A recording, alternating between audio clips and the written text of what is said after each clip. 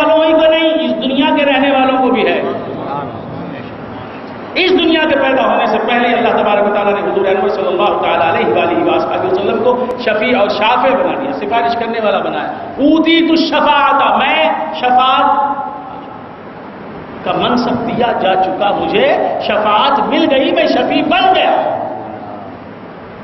یہ عجیب بات ہے، دلہا سے دلہن کی شادی ہو گئی، مثال کے طور پر دلہن دلہا کی شادی ہو گئی، عطا اللہ صاحب کی ایک خاتون سے شادی ہو گئی، قاضی صاحب نے نکاح پڑھ دیا، چھوارے بھی تقسیم ہو گئے، چھوارے بھی لوٹے گئے، اور پھر اس کے بعد جناب دعوت بھی ہو گئی، باراتی بھی رخصت ہو گئے، لیکن عطا اللہ صاحب ڈنڈیگل چلے گئے، شادی ہو گئی، نوشاد جو ہیں بجائے بیوی کے پاس جانے کے کہاں چلے گئے؟ ڈنڈیگل چلے گئے، وہاں 6 مہینے رہے، جی جو کچھ بھی کرتے رہے، چلتے پھرتے رہے، گھومتے رہے، گشت کرتے رہے، مٹر گشت کرتے رہے، کھاتے رہے، پیتے رہے، سوتے رہے، خوردن خفتن، کھانا سونا، گشتن گھومنا، یہ سب کرتے رہے، تفریح ہوتی رہی، بیوی کا خیال نہیں، شادی ہو گئی، شادی ہوئی 6 مہینے ہو گئے، ڈنڈیگل میں پھر رہے، دن ڈھکل رہے، اس کے بعد ڈنڈیگل سے دلی چلے گئے، ڈنڈیگل سے دلی چلے گئے، دلی نے ان کا دل لے لیا، وہاں کے در و دام سے، وہاں کے محلوں سے، وہاں کی عمارتوں سے، وہاں کے ہسٹوریکل مونومنٹ سے ان کا دل لگ گیا، وہاں سے آگرے چلے گئے، 3 سال ہو گئے، بیوی کا خیال نہیں ستا رہا ہے، شادی دلی والے پوچھے آپ کی شادی ہو گئی ملی صاحب؟ ہاں ہو گئی، بولے کب ہو گئی؟ 2009 میں ہو گئی۔ کب ہو گئی؟ اب کیا چل رہا ہے؟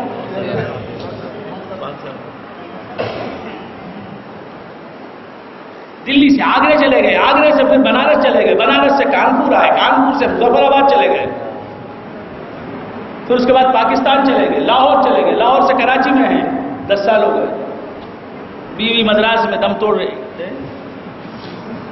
آہ سد بھر رہی ہے، جی ٹھنڈی آہیں بھر رہی ہے۔ شادی ہونے کے بعد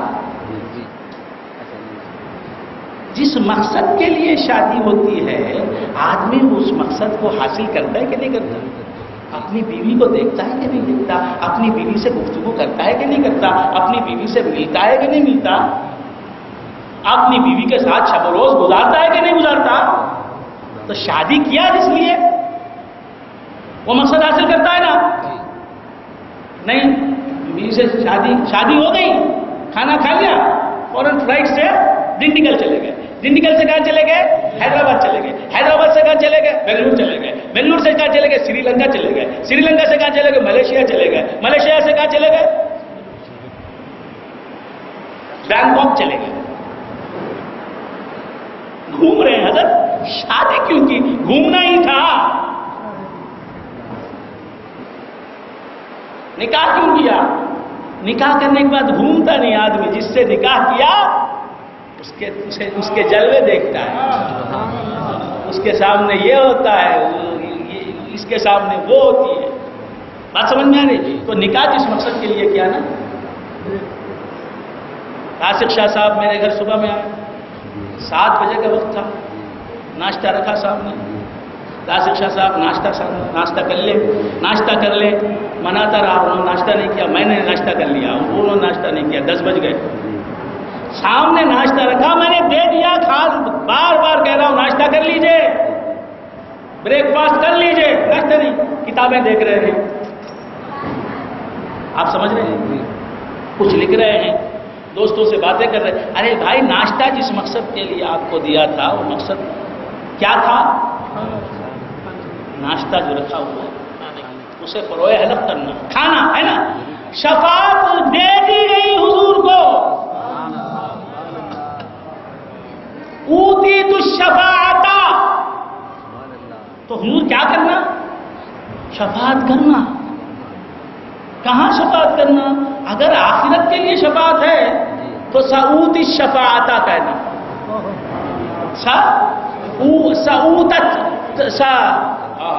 اوت الشفاعت، اوت الشفاعت. مجھے عنقریب عالم آخرت میں شفاعت کا منصب دیا جائے گا. سعوت الشفاعت نہیں، اوتیت الشفاعت ماضی کا صیغہ، اور وہ ماضی بھی مطلق. مطلق اس وقت ہوتا ہے، مطلق ماضی فعل مطلق اس وقت ہوتا ہے جبکہ زمانے کی خیر نہ ہو.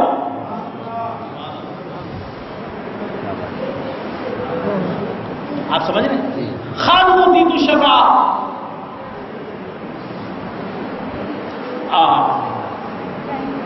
ماضی استمراری، ماضی بعید، ماضی مطلق، یعنی جہاں زمانہ ہی نہیں ہوا مطلق بات ہوتی ہے. تو بندہ کہنے اوتیت الشفاعت، مجھے شفاعت مل گئی، مجھے شفاعت دی جا چکی.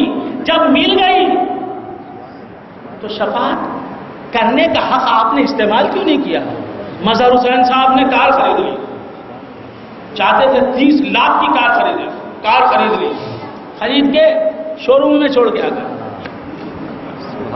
شو روم ہی میں وہ کہہ رہا لے جائیے. نہیں یہیں رہنے دو، تمہارے شو روم میں رہنے دو. 2 سال گزر گئے، شو روم میں کار ہے. کریں گے ایسا؟ خریدتے ہی شوق کیا ہوگا؟ کار چلا کے لے کے آؤں گا، اپنے دوستوں کو دکھاؤں، اپنے پیرداروں کو بٹھاؤں، لے کے پھروں، گھماؤں، دکھاؤں. بات سمجھ میں آ رہی ہے؟ تو اسی طرح سرکار کو شفاعت مل گئی تو قیامت کے لیے شفاعت نہیں، اسی دنیا کے لیے شفاعت. قیامت میں کیا ہوگا؟ گناہگاروں کو سزا نہیں ملے گی شفاعت کی وجہ سے، رسول اللہ کی جنت میں جائیں گے. حضور اکرم صلی اللہ تعالی علیہ وآلہ وصحبہ وسلم ارشاد فرماتے، ابھی تو میں غوث اعظم کے عنوان پر آیا ہی نہیں. کچھ نہ سمجھے خدا کرے، کوئی بات نکل گئی چل رہی ہے، کیا اس کا ناطہ کھل گیا بدلا؟ رسول دو جہاں صلی اللہ تعالی علیہ وآلہ وصحبہ وسلم،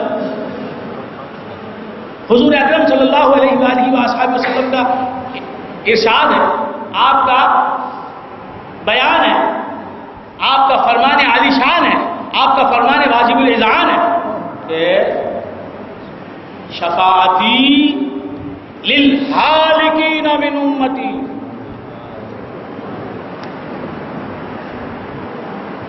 شفاعتی للحالکین من امتی، میری امت میں جو ہلاکت کو پہنچ جائیں، ہلاک ہو جائیں. ہلاک ہونے کا مطلب سمجھتے ہیں؟ جو جہنم کی نظر ہونے والے ہوں وہ ہے ہلاک ہونے والے. جن کا جہنم میں جانا طے شدہ ہے وہ ہیں جو ہلاک ہونے والے. حضور فرماتے صلی اللہ تعالی علیہ وآلہ وسلم، شفاعتی للحالکین من امتی، میری شفاعت میری امت میں ہلاک ہونے والے جو ہیں ان کے لیے.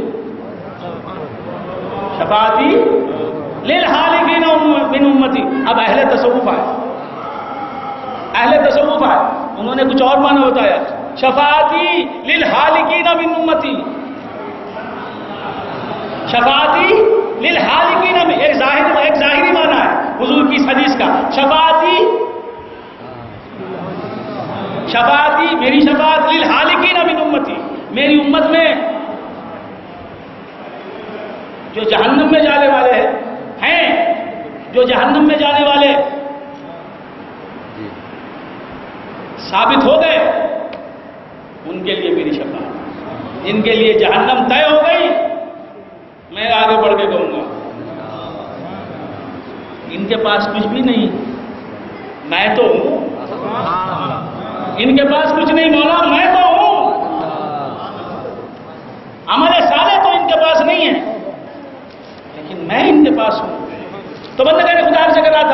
شفاعتی للحالکین من امتی، گناہگاران امت، حضور کی امت کے گناہگار اور ایسے گناہگار جن کے پاس کوئی نیکی نہیں، جن کے نام عمل میں کوئی نیکی نہیں، کوئی عمل صالح نہیں،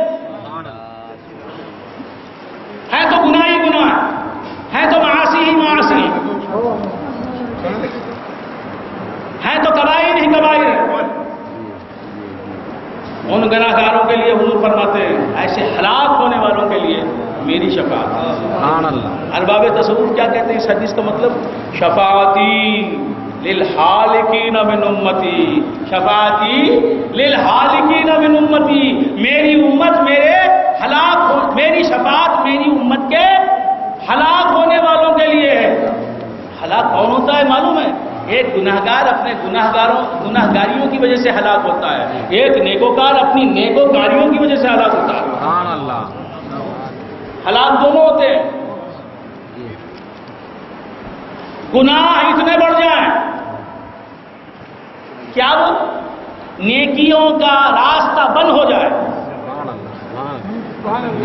آدمی گناہ کے راستے میں، خدا کی نافرمانیوں کے راستے میں اتنا دور نکل جائے کہ پھر لوٹ کے نیکی کے راستے، نیکی کی طرف آ نہ سکے، یہ بھی ہلاک ہونے والا حالک، بہت بڑا گناہگار۔ اور یہ بھی حالک ہے جو نیکیاں اتنی کرتا ہے کہ کثرت نیکیوں کی کثرت کی وجہ سے، اللہ تبارک و تعالیٰ کی رضا کی وجہ سے، اللہ کی خوشنودی کے حصول کی وجہ سے اللہ تبارک و تعالیٰ اس پر کرم کرتا ہے اور پندار دوئی کا پردہ اس کی نظر سے اٹھ جاتا ہے اور وہ پھر خود کو حالک سمجھتا ہے۔ کل شیء حالک الا وجہہ، اس کا حال بن جاتا ہے کہ ہر شے ہلاک ہونے والی ہے، ہر شے ہلاک ہونے والی ہی نہیں، ہر شے ہلاک ہے، یعنی ہر شے باقی نہیں، فانی ہے، ہر شے موجود نہیں، معدوم ہے۔ جو حالک ہو گیا خود کو موجود نہیں پاتا، اس پر یہ حال طاری ہو جاتا ہے کہ میں موجود نہیں ہوں، من ہوں حسب، میں موجود نہیں، وہ موجود ہے، جس کے وجود کے آفتاب عالم تاب کی میں ایک کرن ہوں، میں کرن ہوں، آفتاب سے جدا کہاں، میں عکس ہوں شخص سے جدا کہاں، میں پردہ ہوں اصل سے جدا کہاں۔ کل شیء حالک الا وجہہ، بس ایک وجہ رب ہے، ایک ذات حق تعالی ہے، ایک آفتاب الوہیت ہے، اسی کی سیاہ پاشیاں ہیں، اسی کے انوار ہیں، اسی کی تجلیات ہیں، جس طرف دیکھیں اسی کے نور کا پرتو ہے، اسی کے اجالے ہیں جو شش جہت میں بکھرے ہوئے۔ تو بندے نے خدا سے کہا تھا جسے یہ بات، اس بات کا حال طاری ہو گیا، جسے یہ معلوم ہو گیا کہ حقیقت میں موجود حق تعالیٰ کی ذات ہے اور حقیقت موجود مخلوق نہیں ہے، وہ حالک ہو گیا، جو حالک ہو گیا، جو موجود نہیں رہا، جو فنا ہو گیا۔ اب وہ فنا کی حالت میں، خدا کا جلوہ دیکھنے کے لیے بقا کی ضرورت ہے، اللہ تبارک و تعالیٰ کا دیدار کرنے کے لیے مر کر جی اٹھنا ضروری ہے۔ آپ سمجھ رہے ہیں؟ تو جس نے خود کی نفی کی، جو خود فنا ہو گیا، تو رسول کی شفاعت آتی ہے، آ کے بتاتی ہے کہ تو خود سے تو موجود نہیں، لیکن حق تعالیٰ کے نور سے میرا نور بنا اور میرے نور سے تو موجود ہے۔ جب یہ شفاعت ہوئی، یہ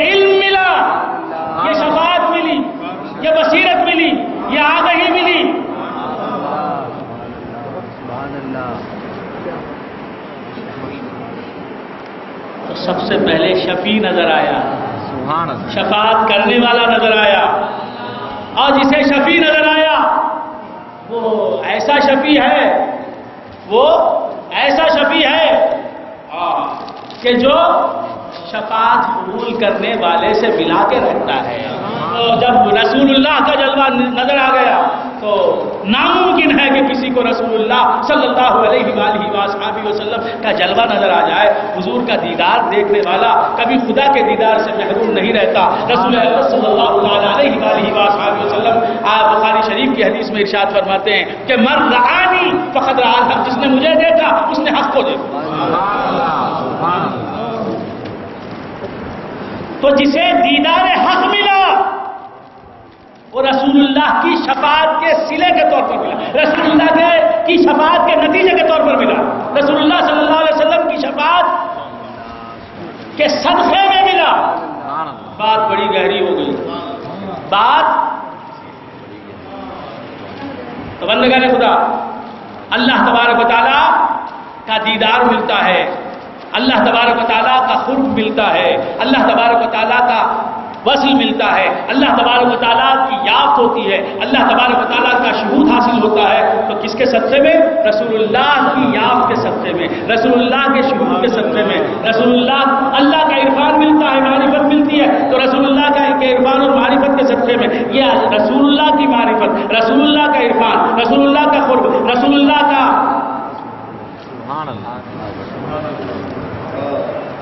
ایک شفاعت ہے رسول اللہ کی مقید، گناہگاران امت کی سفارش فرمائیں گے، گناہگاران امت کی سفارش فرمائیں گے، جہنم میں جانے والوں کو جنت میں بھیجیں گے۔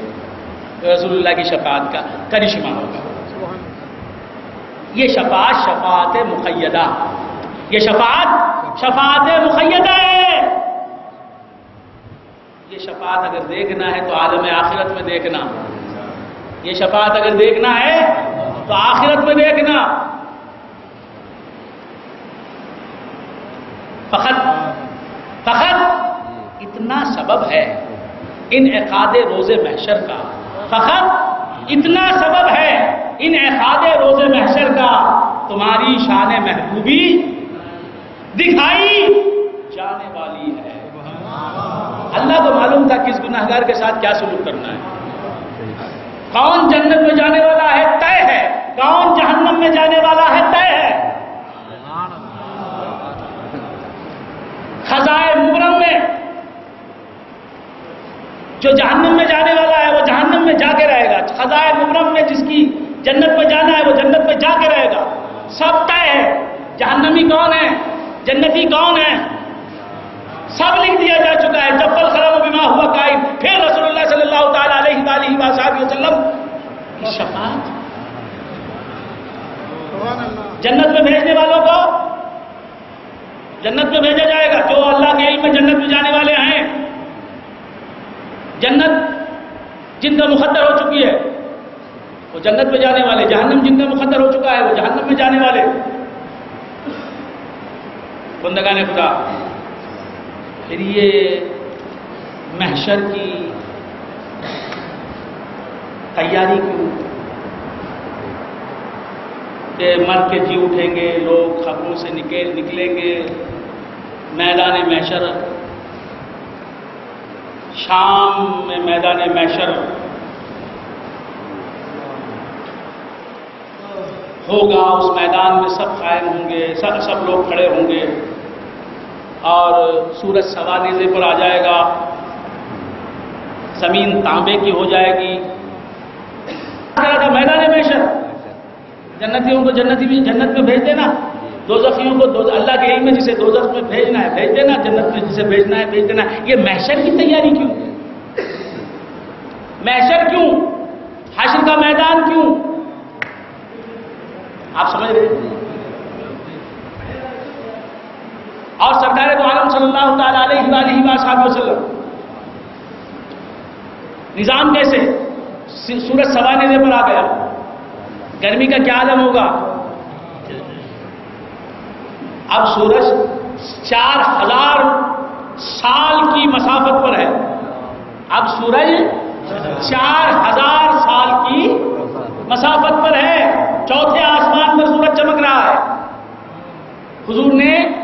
شب معراج سورج کو چوتھے آسمان پر چمکتا ہوا دیکھا. آج بھی سورج کہاں ہے؟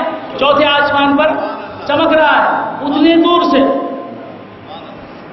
روشنی آ رہی ہے، اس کی گرمی آ رہی ہے. سورج وہاں، اس کی گرمی یہاں ہے، تو حالت کیا ہے؟ اے سی کے بغیر جی نہیں سکتا مدراس کا مسلمان، مدراس کا آدمی. جبار بھائی یہ حال ہو گیا. جب اور سورج کی پیٹھ اس طرف ہے، منہ اس طرف ہے. محشر کے دن، قیامت کے دن سورج کا منہ اس طرف ہوگا، ہماری طرف، اور 4000 سال کی مسافت پر سورج نہیں ہوگا، سوا نیزے پر ہوگا سورج. زمین تانبے کی ہوگی. ہر آدمی اپنے اپنے گناہوں کے مطابق پسینے میں ڈوبا ہوگا. کسی کوئی گھٹنے تک پسینہ، کوئی کمر تک، کوئی سینے تک، کوئی پسینے کے سمندر میں غوطے لگا رہا ہوگا. یہ حال ہوگا. ایسی تباہی، ایسی خوفناکی تاری ہے، اور نہ کوئی شفیع نظر آ رہا ہے، نہ کوئی سفارشی نظر آ رہا ہے. تمام امتیں مل کے فیصلہ کرتی ہیں کہ یہ محشر کا دن. اور محشر کا دن کتنے سال کا؟ 50,000 سال کا. 50,000 سال کا ایک دن. ایک دن کتنا لمبا؟ 50,000 سال کا. اتنا لمبا کیوں کر دیا؟ رسول اللہ کا جلوہ دیکھنے والے سیر ہو کے دیکھیں. یہ نہ کہیں کہ کیا دل بھی پیاسا، نظر بھی ہے پیاسی، اس قدر کیوں ہے جانے کی جلدی؟ ٹھہرو ٹھہرو ابھی یا محمد، ہم نے جی بھر کے دیکھا نہیں ہے.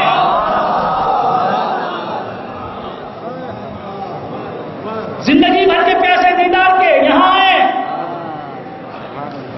اور اس مشقت کے ساتھ، اتنی محنت کے بعد، اتنی تکلیف کے بعد رسول اللہ کا دیدار نظر آیا، اور وہ ایک لمحے کے لیے.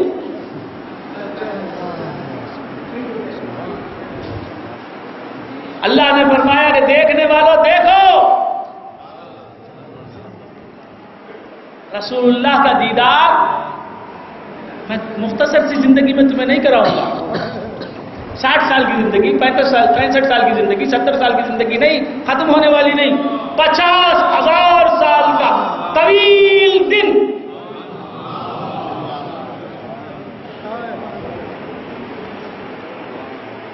بات سمجھ میں؟ اس میں رات بھی نہیں، اندھیرا نہیں. 50,000 سال کا دن. اس دن دیکھ لینا، جتنا چاہو دیکھ لو. لیکن علماء بتاتے ہیں، احادیث بتاتی ہیں، اسلام بتاتا ہے، ایمان بتاتا ہے، وہ 50,000 کا لمبا دن، 50,000 سال کا لمبا دن رسول اللہ کے دیدار کی وجہ سے، اللہ تعالیٰ کے وجہ کریم کی زیارت کی وجہ سے اتنا مختصر نظر آئے گا کہ گویا مسلمان نے 4 رکعت فرض نماز کی ادائیگی کی. ظہر کی 4 رکعت، یا عصر کی 4 رکعت، یا عشاء کی 4 رکعت فرض نماز ادا کی بس.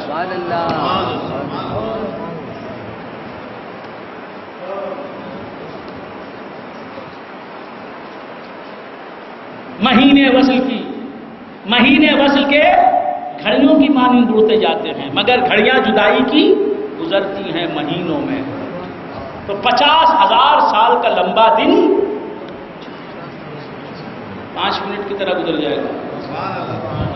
تو بندگان خدا سے کر رہا تھا، تو رسول اللہ صلی اللہ علیہ وآلہ وآصحابہ وسلم کی شان محبوبی کو دکھانے کے لیے اللہ تبارک و تعالیٰ نے جہنم نے قیامت کا انعقاد کیا ہے. محفل ہے، بزم ہے قیامت کی، تو کیوں؟ حضور کا دیدار کرنے کے لیے، سرکار دو عالم صلی اللہ علیہ وآلہ وآصحابہ وسلم کا دیدار کرنے کے لیے. اور بندگان خدا عرض کرنا تھا کہ قیامت سب لوگ جمع ہوں گے، تمام امتیں جمع ہوں گے، سب یہ فیصلہ کریں گے کہ ہم سب کے باپ حضرت آدم ہیں، ان کے پاس جانا چاہیے، ان سے سفارش طلب کرنی چاہیے، ان سے کہنا چاہیے کہ آپ ہماری مدد کریں، ہماری پریشانی دور کریں، ہماری شفاعت کیجیے۔ سب مل کے حضرت آدم کے پاس جائیں گے، وہ کہیں گے کہ نہیں، نفسی نفسی، آج مجھے اپنے نفس کی پڑی ہے، اذهبوا الی غیری، کسی اور کے پاس جاؤ، اذهبوا الی غیری، اذهبوا الی محمد نہیں کہا، محمد کے پاس جاؤ نہیں، میرے سوا کسی اور کے پاس جاؤ۔ پھر وہ حضرت شیش کے پاس جائیں گے، پھر حضرت ابراہیم علیہ السلام کے پاس جائیں گے، 1,24,000 کم و بیش پیغمبر ان کا چکر کاٹ کے رسول اللہ صلی اللہ علیہ وسلم کے پاس جائیں گے۔ کوئی بھی یہ نہیں کہے گا کہ محمد رسول اللہ کے پاس جاؤ۔ سمجھ میں آ رہی بات؟ حضور کے پاس جائیں گے، ہر پیغمبر کہے گا، ہر پیغمبر کہے گا، کیا کہے گا؟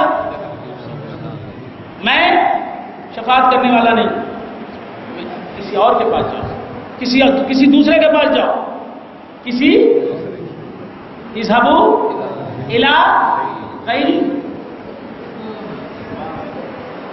جو غیر ہے وہ غیر کے پاس بھیج رہا ہے، جس کے لیے کوئی غیر ہی نہیں، ہر نبی کے لیے غیر ہے۔ آدم کے پاس، آدم کے لیے ہزاروں پیغمبر غیر ہیں،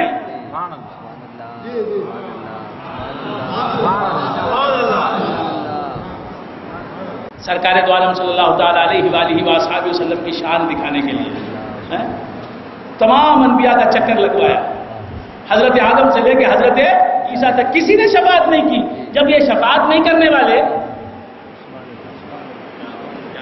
ان کے پاس بھیجا کیوں؟ جب یہ شفاعت نہیں کرنے والے ہیں، حضرت آدم سے شیش کے پاس، حضرت شیش کے پاس، ابلیس کے پاس، ان کے پاس، جو شفاعت کرنے والا ہے اسی سے پہلے کیوں نہیں ملا دیا؟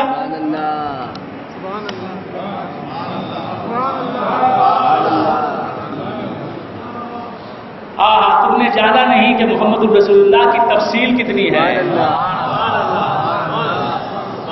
محمد الرسول اللہ سے ملنا ہے، ان کے جلوے دیکھنے ہیں تو کتنوں کے جلوے دیکھنا ہے۔ حضرت آدم سے ملو، ان میں بھی تو حضوری کا جلوہ ہے، حضرت شیش سے ملو، ان میں بھی تو حضوری کا جلوہ، حضرت ابلیس سے ملو، ان میں بھی تو حضوری کا جلوہ حضرت ہے۔ مگر یہ سب جلوے ہیں، متجلی وہ ہیں جسے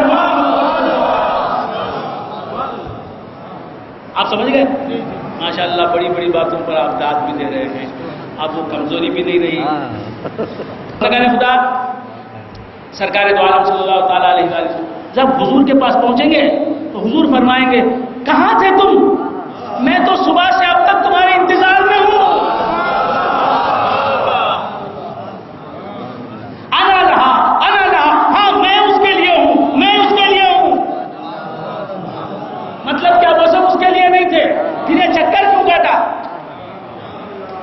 حضرت آدم، حضرت شیش، حضرت ابلیس، حضرت کیوں گھومے؟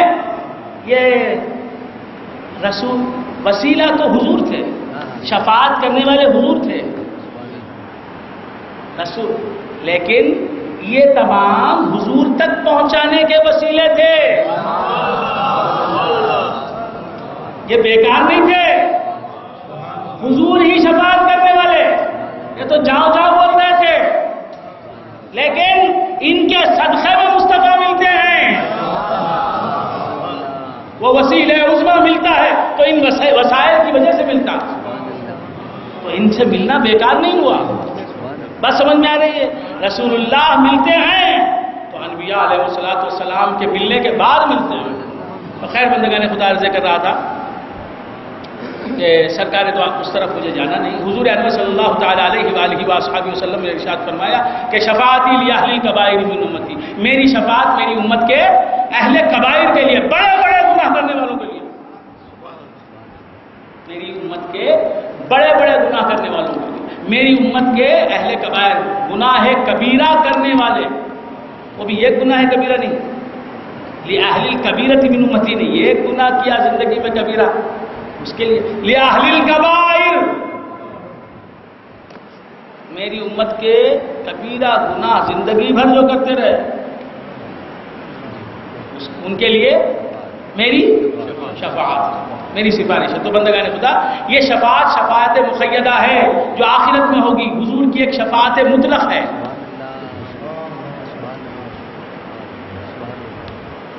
حضور کی ایک شفاعت مطلق ہے، شفاعت مطلقہ ہے۔ وہ کیا؟ اس دنیا میں خدا سے جو بھی بندوں کو مل رہا ہے،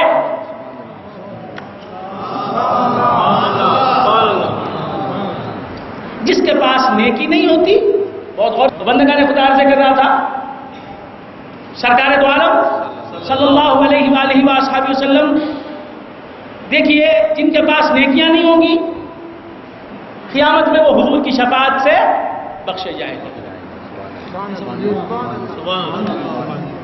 نام اعمال میں گناہ ہی گناہ، نیکیاں نہیں ہیں، اور وہ بخشا جائے گا تو کس کے نتیجے کس کی وجہ سے بخشا جائے گا؟ حضور کی شفاعت کی وجہ سے بخشا جائے گا۔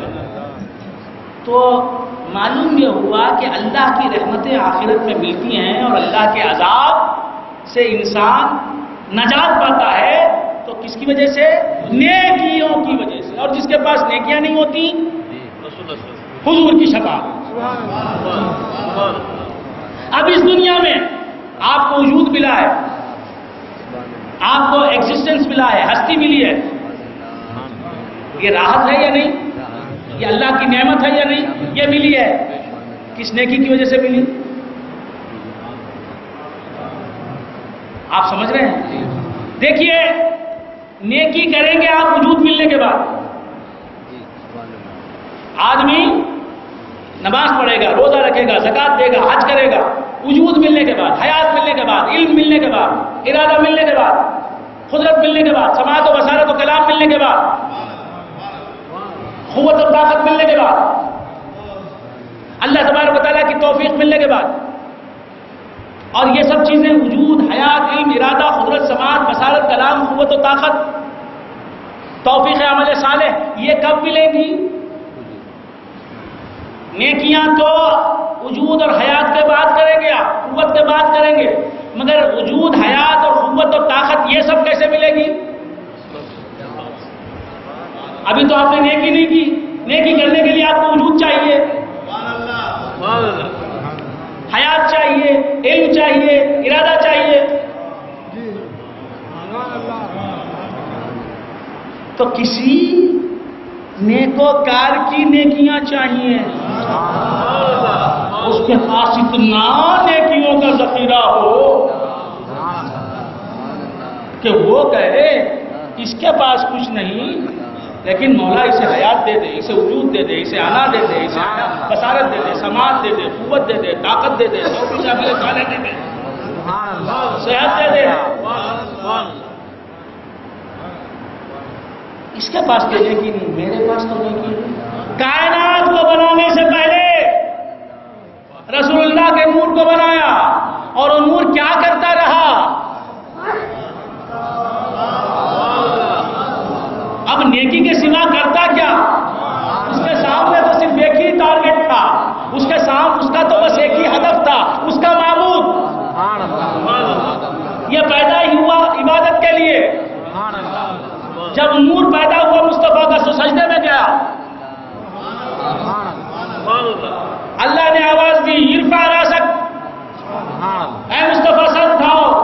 پھر کہا کہ آپ نے مجھے اٹھنے کا حکم دیا، پھر سجدے میں جاتا ہوں۔ ہزاروں برس کے سجدے۔ ابھی حضرت آدم نہیں آئے، حضرت شیش نہیں آئے، حضرت ادریس نہیں آئے۔ یہ عبادتیں کس لیے؟ شفاعتی لأہل الکبائر من امتی، شفاعتی للحالکین من امتی۔ اب یہ نہ بولو کہ تمہارے پاس نیکیاں نہیں ہوں گی تو کیسے تمہارا بیڑا پار ہوگا، اگر ہمارے پاس نیکیاں نہیں ہیں، ہاں نمازیں نہیں ہیں، روزے نہیں ہیں، زکاتیں نہیں ہیں، حج نہیں ہیں، عمرے نہیں ہیں، لیکن ہمارے پاس کیا ہے؟ وَاعْلَمُوا أَنَّ فِيكُمْ رَسُولَ اللَّهِ۔ آپ نیکی کس سے نکلتی ہے؟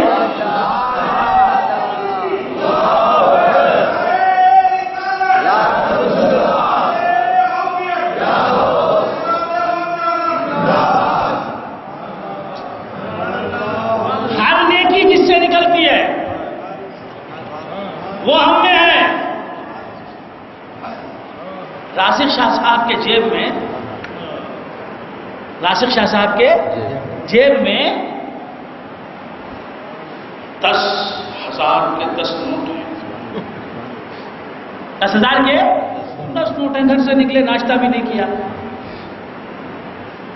नाश्ता भी नहीं किया, भूख लग रही है, नोटों का ध्यान नहीं रहा, नोटों का ध्यान नहीं रहा, नोट मेरे जेब में 10,000 के हैं, भूल गए।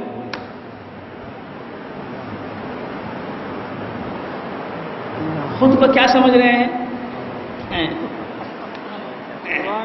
हाथ खाली फतेह खां। क्या समझ रहे हैं?